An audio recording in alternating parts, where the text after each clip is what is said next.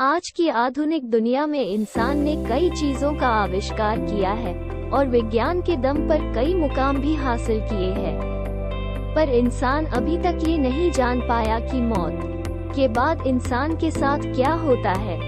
दंत कथाओं की माने तो कई जगह पर ये माना जाता है कि इंसान की मौत होने के बाद वह तारा बन जाता है। जैसे गांव बदलते हैं वैसे ही कहानियां भी बदलती है।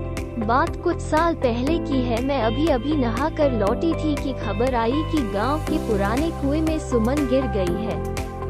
देखते ही देखते ये खबर गांव में आग की तरह फैल गई। सबको सुमन की फिक्र तो थी ही, पर सबसे बड़ी फिक्र उसके बच्चे की थी। सुमन पेट से थी। मैं दौड़ी दौड़ी पुराने कुएं के पास पहुंची तो देखा वहां पर पहले से ही भीड़ जमी हुई है।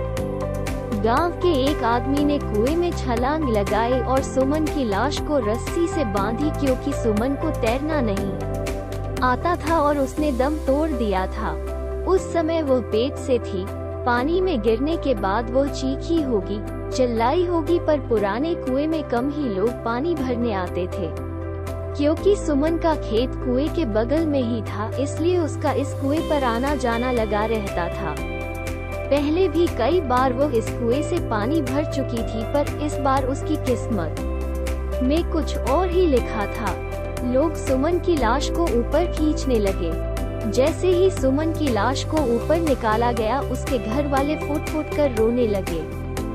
घर में नए मेहमान के आने की खुशी अब मातम में बदल चुकी थी। सुमन का पति तो सुन्न होकर अपनी पत्नी के चेहरे को देख रहा था।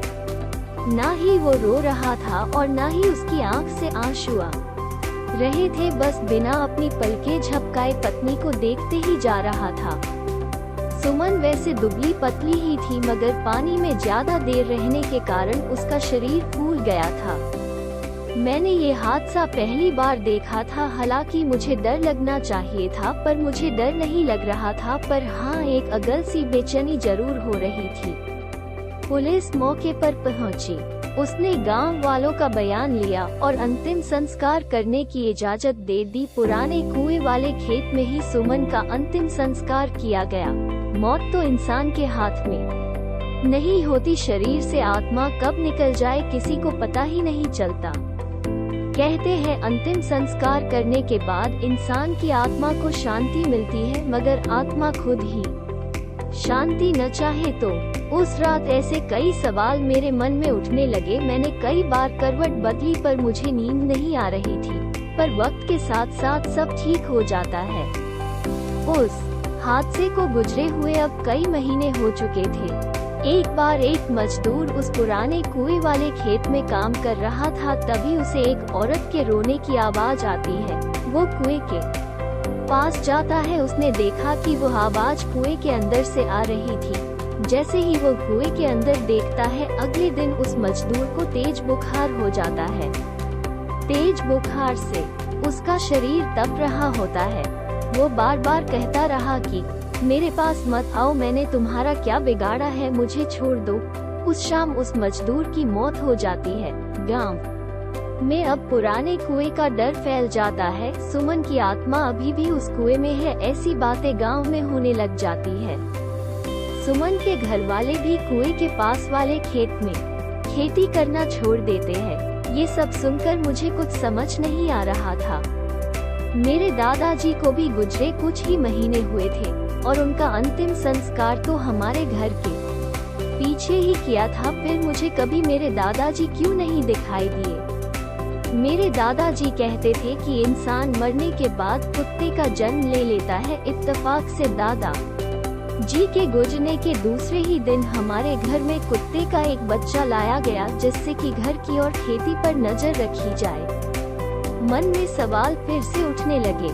मुझे कई बार उस पुराने कुएं पर जाने की इच्छा हुई, पर डर के मारे कभी हिम्मत नहीं हुई। हालांकि हमारे घर पर आने का सबसे छोटा रास्ता उसी कुएं के पास से गुजरता था, पर ये सब होने के बाद हमने दूसरे रास्ते से आना जाना शुरू कर दिया।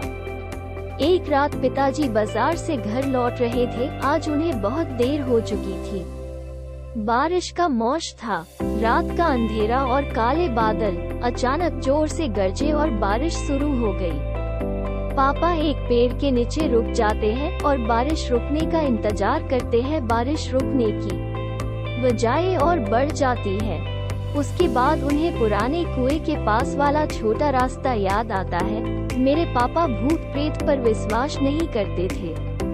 पापा पुराने कुएं के रास्ते पर चल पड़ते हैं। चारों तरफ अंधेरा और तेज बारिश की वजह से पापा तेज चलने लगते हैं। तभी उनके पैरों के साथ पायल की आवाज आने लगती है और पापा एक जगह रुक जाते हैं तो पायल की आवाज भी शांत हो जाती है।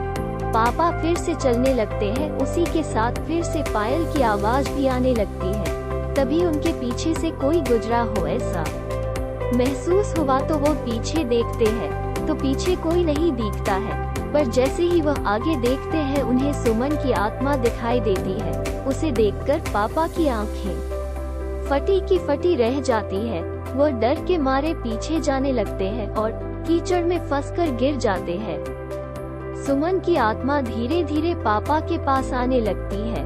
पापा ने अपनी आंखें मसलकर देखते हैं तो हमारा कुत्ता उनका हाथ चाट रहा होता है। पापा उसे देखकर राहत की सांस लेते हैं। पापा आसपास देखते हैं तो वहाँ कोई भी नजर नहीं आता है। पापा कुत्ते के साथ घर आ जाते हैं। घर आने के बाद उन्हें बहुत जोर से ठंड लगने लगती है और बुखार हो जाता है। अगली सुबह डॉक्टर की दवाइयों से उन्हें आराम मिलता है। उसके बाद वह रात का किस्सा सब घर वालों को बताते हैं। तभी मेरे ताऊ जी कहते हैं कि बड़े बुजुर्ग ठीक कह गए हैं, मरने के बाद इंसान कुत्ते का जन्म लेता है और यह कुत्ता और कोई नहीं बल्कि हमारे पिताजी ही है। उन्हीं ने ही तुम्हारी उस आत्मा से रक्षा की है। फिर से मेरे मन में कई सवाल उठे पर इस बार मैं समझ गई थी कि कई सवाल ऐसे भी होते हैं जिनका जवाब आज तक इंसान ढूंढ ही नहीं पाया।